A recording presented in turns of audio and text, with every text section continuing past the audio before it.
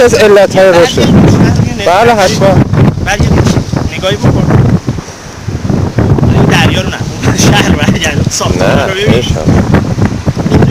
ساختمونایی رو ببینید که عموما نیمه کارن. یعنی در حال ساختن. 3-4 سال پیش که ما اینجا اومدیم هیچ مدرسه وجود نداشت. یعنی اینا هر محصول 4 ساله.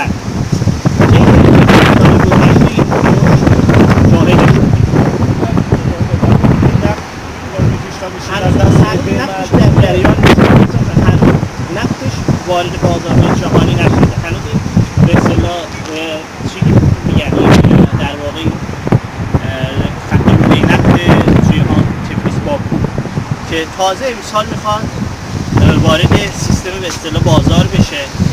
ولی این محصول چیه؟ این آزادی اینجا هستش. تنظیم روابط بین‌المللی. تازه همین پول نفت مگه ایران هم اینقدر 10 برابری نه بیشتر. حساب کردم همین لوله نفت در ایدئال ترین شرایطش به اندازه 16 که 17 روز صادرات ایران. خب برای 16 روز بشه. با توجه به اینکه اینجا 10 برابر جمعیتش کمتر از ایرانه، یعنی اونو بخوایم حساب بکنیم میشه 160 روز. ولی خب بس 200 خورده بس 200 روز صادرات چی؟ هنوز نفتش وارد بازار نشده. این تازه اگر هم بشه میگن تازه ما علاوه بر نفت 10 منبع دیگه داریم که هیچ کدوم اینا رو کشورهای مثل این کشورهایی که رشدشون میگیم خوبه ندارن. چراش این که صاحبان برجا پولاش از کجا میارن؟ حالا ما کاری اینش نداریم. بحث اعتماد. ببینید سرمایه گذار اونجا اعتماد میکنه برای سرمایه گذاری. در ایران سرمایه نمیتونه سرمایه گذاری بشه. چرا؟ اعتماد نداره. گریز سرمایه ما داریم از ایران. یعنی ما علاوه بر این که خارجی‌ها نمیان سرمایه گذاری کنن در کشورمون در ایران، بلکه خود ایرانی‌ها دارن فرار میکنن. جانم میره یه دقیقه وایسا.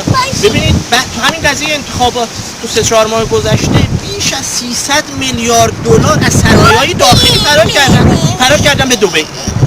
چرا؟ خود سرمایه گذاری ایرانی تو جامعه ایران اعتماد ندارن. وقتی که ایرانی تو ایران سرمایه گذاری نمیکنه، به چه جرأت خارجی بیاد اونجا سرمایه گذاری کنه؟ دقت میکنید؟ اون فضای شعار زدگی، اون رادیکالیسم حاکم در ایران، بالاخره این دهشتگری که تو ایران حاکم شده بعد این انقلاب، یک جو بی‌اعتمادی در ایران شکل داده که نه حکومت هم خیلی تلاش میکنه ها، خیلی هم چیز میکنه، نمیدونم قوه قضاییه میاد فلان این همه دارن چیز میکنن، ولی چیان عاجزن از جلب سرمایه گذاری. بعضی از سرمایه گذاری‌های خارجی داریم اونم که دیگه در واقع غارت منابع ملی ایرانه. مثلا شرکت توتال اومد سرمایه گذاری نفتی کرده، یا تو صنایع پتروشیمی ایران دارن سرمایه گذاری میکنن، ولی اونا غارت اموال ملت ایران دارن. ریسک پذیری بالاست، دارن با کشورهای دیگه مثل امریکا دارن مجادله میکنن سر این قضیه و از منافع ایران داره به اونا چی میشه؟ بیشتر به اصطلاح صرف اونا میشه تا اونا بیان یه سرمایه‌گذاری چنین رو داشته باشن.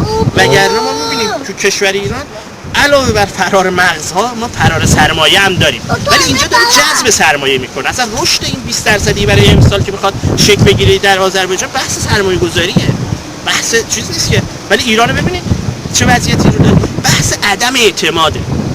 تو جامعه ایران، تو کشور ایران اعتماد وجود نداره. به سیاست امروز و فردا اعتباری نیست، معلوم نیست.